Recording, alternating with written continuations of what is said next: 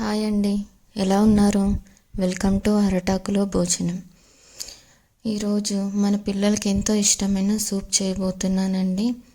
మనం రెస్టారెంట్ వెళ్తే పిల్లలు అడిగే సూప్లో స్వీట్ కార్న్ సూప్ ఫస్ట్గా ఉంటుందండి. ఇప్పుడు దీన్ని మనం ఇంట్లోనే టేస్టీగా ఎలా తయారు చేసుకోవాలో చూద్దాం పదండి. మీకు కూడా ఇది తప్పకుండా నచ్చుతుందని అనుకుంటున్నాను. నెక్స్ట్ ప్రాసెస్లోకి వెళ్దాం. ఇప్పుడు ఒక మిక్సీ జార్ తీసుకోవాలండి.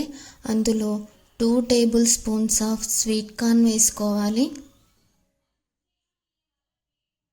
ఇప్పుడు ఈ స్వీట్ కార్న్ చక్కగా నలగడం కోసం ఇందులో కొన్ని వాటర్ అనేది యాడ్ చేసుకోవాలి. ఇప్పుడు దీన్ని మనం సన్నగా మిక్సీ పట్టుకోవాలండి.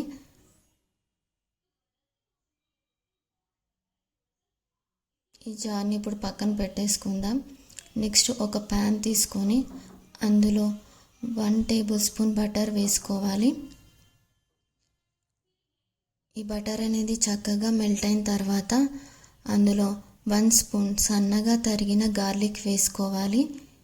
ఈ గార్లిక్ని మంచిగా వేయించుకోవాలండి.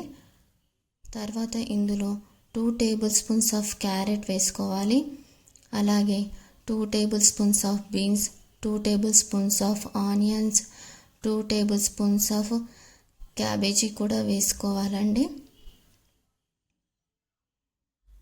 ఇందులో 2 table spoons of sweet corn కూడా వేసుకోవాలి. ఇప్పుడు వీటన్నిటిని మనము మీడియం ఫ్లేమ్లో చక్కగా కలుపుకోవాలండి. దీన్ని మనం ఒక 2 నిమిషాలు చక్కగా వేయించుకున్న తర్వాత ఇందులో 750 ml వాటర్ వేసుకోవాలి. ఇప్పుడు ఇందులో మనము పేస్ట్లా చేసుకున్న ఈ స్వీట్ కార్న్ని కూడా ఇందులో వేసేసుకోవాలి.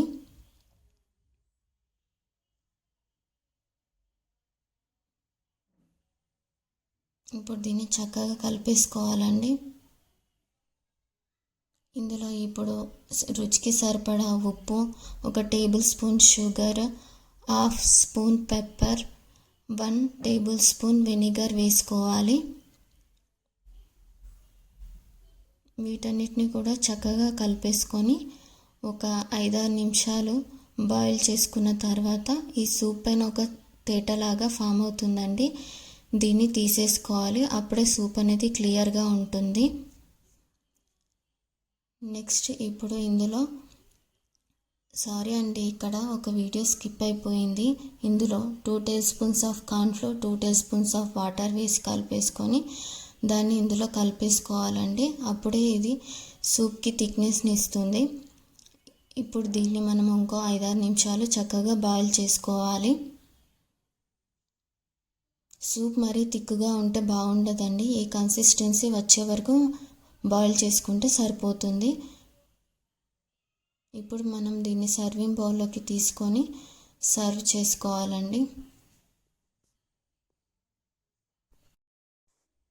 ఈ సూప్ని మీరు కూడా ట్రై చేసి ఎలా వచ్చిందో నాకు కామెంట్ బాక్స్లో చెప్పండి.